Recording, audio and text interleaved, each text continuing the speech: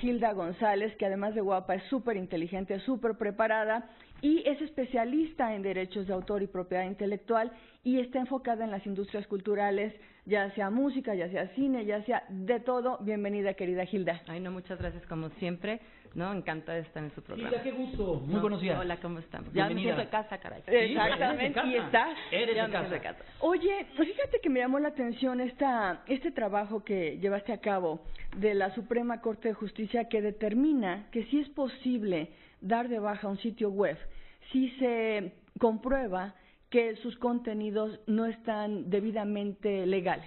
Cuéntanos cómo fue esto, porque siento un precedente. Sí, claro, no, yo creo que es un precedente muy importante para toda la materia de propiedad intelectual. En este ¿Derecho de olvido? No, ese es otro. Ese precisamente es más bien hacia los buscadores en Internet. Ah, ok. Y acá lo que nosotros hicimos es concentrarnos en sitios donde los contenidos son ilegales, ya sea, digo, hay sitios donde las películas son ilegales, músicas son ilegales, es decir, que no tienen los permisos o la autorización correspondiente pues, por parte de los titulares del derecho. Hicimos un ejercicio con un sitio que estaba basado en México, también ese es otro problema que tenemos, casi todos los sitios son extranjeros, pero bueno, sí encontramos que el administrador estaba en México, entonces se solicitó al INPI con una cantidad de contenidos, estos están enfocados a la parte de música, con estos contenidos, y se solicita al INPI que se haga una especie de bloqueo. Las medidas que se solicitan sean medidas provisionales, están en la Ley de la Propiedad Industrial, que rigen también la materia de los derechos de autor. Pasa el procedimiento, el INPI impone estas medidas, y uno de los proveedores del servicio, porque es a los que les tienes que imponer la medida, como lo hemos platicado 1000 veces aquí, el único que tiene la llave es el proveedor del servicio de Internet. Entonces, el que hace precisamente la conexión. Es el único que a puerto mexicano podría hacer una especie de bloqueo del sitio, que el sitio no apareciera. La mayoría de los que aparecen precisamente publicados en la página del IFT fueron notificados, la mayoría acataron la medida, excepto uno de ellos, al que no quiero nombrar para no darle publicidad, ¿verdad? Claro. Y él se fue, realizó un amparo diciendo que si se hacía un bloqueo de sitios iba en contra de la libertad de expresión y que el derecho de autor estaba por debajo de cualquier otro derecho, como la libertad de expresión, el derecho de acceso a Internet. Obviamente, nosotros lo peleamos y este caso terminó en la Suprema Corte de Justicia de la Nación. El proyecto del ministro Pérez Dayán trató de balancear toda esta parte de los derechos, sin embargo, no de manera expresa dice, no, el derecho de autor vale igual que cualquier otro derecho humano, como ya está expresado a nivel internacional. Pero bueno, lo importante de esta resolución que estuvimos peleando durante más de 2 años fue precisamente el que el bloqueo en México es permitido. No es inconstitucional, como como se había interpretado en los medios, que estábamos muy preocupados porque estaba mal interpretado. Y lo que en sí, vamos a un resumen, es que la Corte lo que quiere es que haya una proporcionalidad cuando tú vas a imponer una medida, es decir, que el bloqueo sea el último de los caminos para poder bajar los contenidos ilegales, pero es permitido ya. Y esto afecta a toda propiedad intelectual, insisto, marcas, patentes y derechos de autor. Oye, con esta resolución también se reconoce el derecho de autor como un derecho humano, ¿no? El derecho de autor ya era un derecho humano, está ahora sí que en nuestra Constitución. Lo que no me gustó de la resolución del ministro fue precisamente eso, que no aclaró que es, bueno, claro, es un derecho humano, pero insisto, eso es porque ya está reconocido, pero no aclara el nivel cuando tienes una pelea o cuando tienes varios derechos humanos o derechos fundamentales, como se les llaman ahora, involucrados. No viene una aclaración por parte de la Corte, eso nos preocupó, eso lo quisimos que constantemente saliera para que hubiera una definición. Entonces, sí, el derecho de autor es un derecho fundamental, está en nuestra Constitución, y la Comisión Internacional de Derechos Humanos lo tiene reconocido en una especie de catálogos, y es catálogo 1, o sea, está al nivel que todos los demás derechos fundamentales. Permíteme tanto, el jueves pasado el Universal, en su nota principal, traía una demanda de Google, que se fincó aquí en México, enfrenta una denuncia por fraude procesal en México por parte de un abogado, porque ellos argumentaban que no tenían como una figura legal en el país, cuando sí la tenían, porque ellos también argumentaban que ellos estaban en otra parte de Estados Unidos. Eso de lo que has leído y de lo que sabes, ¿cómo se puede interpretar esto? ¿Y qué tan benéfico es o qué tantos pasos harían atrás si procede todo esto en cuestión del Internet, de los buscadores, todo ello? Mira, yo lo veo en un contexto de igualdad y debido proceso en México. Okay. Porque es muy fácil venir a decir que tienes una oficina de representación, Sí. pero si facturas toda la parte publicitaria de Google en México. Entonces, si tiene un RFC y si tiene que tener una dirección, pues para que pueda tener un RFC. Entonces, Google lo que decía, y bueno, hay muchas empresas que hacen lo mismo, es, no, me tienes que ir a notificar a California, porque ahí están mis headquarters, ahí están todas mis oficinas, y yo aquí nada más tengo una representación.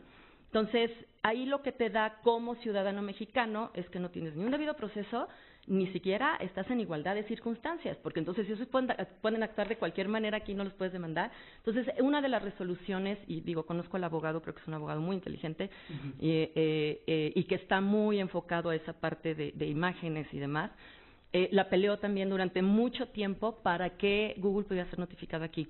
Hace poco, no recuerdo si ya se había cambiado, el Instituto de Transparencia había cambiado el nombre, pero también tiene una resolución donde precisamente establece que si tienes alguna situación de transparencia en contra de Google, es válido hacer la notificación en México y la tienen que recibir, porque tú llegabas, tienen un edificio muy grande, todos sabemos dónde están ubicados, llegabas ahí y te decían, no, aquí no se recibe nada, tienes que ir a California a hacer cualquier tipo de notificación. No, ya cambió un poco ese proceso y creo que con esta resolución da una igualdad a cualquier ciudadano mexicano que quiera ir contra una empresa que no esté establecida en México. Mira, interesante. Tratado de libre comercio. Cuéntanos. Aquí, Eso es importante. aquí estuvieron también Eduardo Cruz, que es un académico que sabe mucho de la cuestión cultural y que están en distintos foros tratando de poner sus posiciones. Pero como yo le decía a Eduardo, ¿qué pedimos? ¿A quién se lo pedimos? ¿Cómo ve la situación con el Telecán y la renegociación que viene?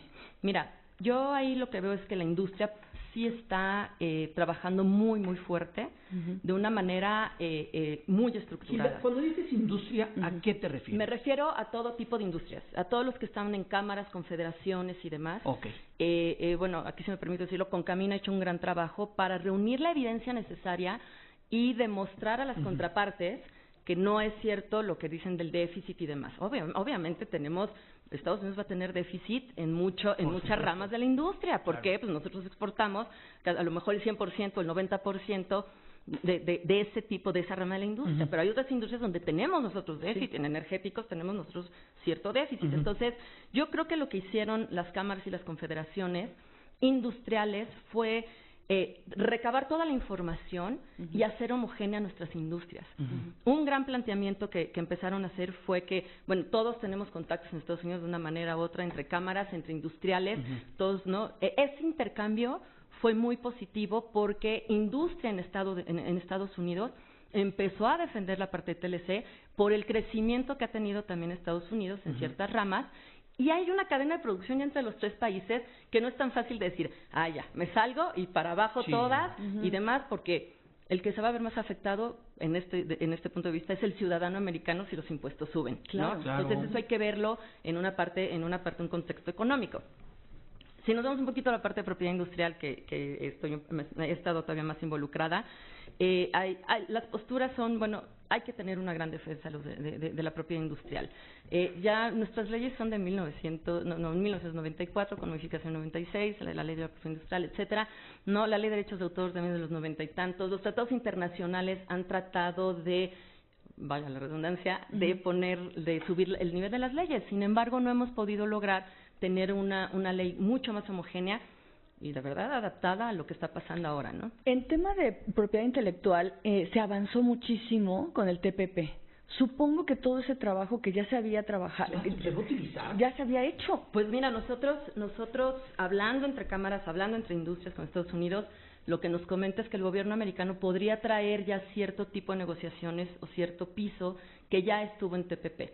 Nada más no perdamos de vista que TPP fueron muchos más países involucrados. 11, ¿no? Exacto. Entonces, deberías o sea, al momento que haces una negociación, la parte puede ceder en ciertas cosas porque vas a obtener un beneficio que no tienes hoy con alguno de los países que estaban involucrados. Ahora, ¿no? Va a ser frente a frente, los tres países que ya tenemos una cadena productiva, y lo que creo es que realmente sí estamos todos enfocados a que el nivel de propiedad intelectual, la protección a la propiedad intelectual, sí suba en este país porque nos beneficia a nosotros como México, es la parte más importante. de decirle a los pequeños empresarios, tu marca sí vale, y así venga el grande y te la quiera destrozar, no, tu marca vale en México y te la podemos proteger. Pero luego hemos visto historias, por ejemplo, esa de iPhone, no sé si acuerdas, porque fue muy sonada, de una empresa china, me parece que la tenía, o mexicana, no sé, que traían un broncón. ¿Esas cosas llegan a un puerto? ¿Llegan y finalizan y hay ganadores y hay perdedores? Sí, generalmente sí, y depende mucho del contexto de la marca, ¿no? A veces llegan a negociaciones, pero yo creo que el punto importante es saber que tienes una protección y que toda la observancia de esa protección, es decir, toda la protección que puedes tener, sí es válida, y que en México podemos tener un sistema mucho más abierto. Hay que tomar la tecnología, los avances tecnológicos. No puede ser que todavía estemos litigando, ¿no?, con papeles y plumas y te digan que la firma es falsa, por Dios, ese tipo de cosas, ¿no? Todavía vamos a los tribunales especiales, bueno, no, a las segundas instancias, terceras instancias, y son millones y millones de papeles y de documentos. Creo que ya tenemos que empezar a utilizar el mecanismos más avanzados. Y otra cosa es, la propiedad intelectual pues tiene un gran problema en la venta de artículos. O sea, el comercio electrónico tiene que ser un comercio donde tengas una competencia leal, porque si estás compitiendo contra gente que no paga impuestos en México y demás, pues va a ser muy difícil que nosotros como industria o como comercio podamos explotar. Entonces, uno de los puntos importantes, yo creo que ya hay que enfocarnos en que el comercio electrónico traiga reglas bastante claras en cómo debe de ser el comportamiento, porque bueno, en la parte física tienes millones de reglas, porque en la parte de internet nadie la quiere tocar. Entonces no nos confundamos, ¿no? Las industrias culturales tienen una venta, una especificación, sí están en el comercio, pero también eso no tiene nada que ver con accesos a la información, libertad de expresión o acceso a la cultura, ¿no? ¿Qué le dirías a la gente, Hilda, para que logre identificar o que tome en cuenta entre situaciones legales e ilegales en cuestiones Internet? Mira, yo creo que otro gran tema. Como industria creo que nos ha faltado el poder informarle a la gente dónde están ubicados, ¿no? Qué sí comprar, dónde sí comprar, porque desgraciadamente pues tú vas a los buscadores y pones cualquier artista que te guste o cualquier película, y lo primero que te va a salir no es lo legal. Eso es algo en lo que nos queremos enfocar con los grandes buscadores, que de manera, pues ahora sí que en una forma de autogobernación y por medio de convenios, porque no hay forma de obligarlos que el algoritmo a lo mejor cambie. Trata de que si siempre hay algo relacionado con música, cine, libros, imágenes, etcétera, bueno, pues está en los primeros lugares de los buscadores. Entonces, creo que a las industrias nos ha faltado eso, acercarnos al público y decirles, estas son las páginas legales, consume aquí. Lo han tenido que hacer las plataformas de manera independiente. Como industrias creo que necesitan un gran apoyo para darle a conocer al público pues estas grandes marcas que ahorita ya por fin empezamos a conocer. Pero que se alejen, todo lo que es gratuito, pues que se alejen un poco. Cuando vean que tienen que poner su teléfono para que puedan hacer una descarga de una película o de música, pues tratar de alejarnos y procurar. Digo, yo entiendo sobre todo en la parte de películas, todo el mundo quiere el estreno con un clic en tu teléfono, ¿no? Y no se puede. Y las ventanas de exhibición, claro, y las ventanas tienen que ser totalmente respetadas, ¿no? Pero yo creo que podemos avanzar con una campaña conjunta en algún momento y decirle a la gente. La mayoría de las asociaciones y cámaras en sus sitios sí te dicen dónde están las páginas ilegales, dónde puedes comprar legal, y creo que podemos hacer mucho en ese aspecto de darle conocimiento al público dónde están. Pues Hilda González, especialista en propiedad intelectual, mil gracias por estar aquí esta mañana, por esta desmañanada. Gracias. Al contrario. Aquí estaremos. Estoy aquí, ya sé. Y van a venir los del Telecán, los del NAFTA, vienen muchísimo. Ayúdanos de la mano para que nos lleves de la mano y nos ayudes a entender, porque habrá que acercarnos a los expertos. Claro, y hay que ponerlo fácil para que todo industrial, pequeño, grande, etcétera, entienda hacia dónde va a estar enfocado esta negociación. Y lo potencie también para que lo lleve a la práctica. Pati, muchas gracias. Gracias a ti, querido. Hilda, gracias. Gracias, como siempre.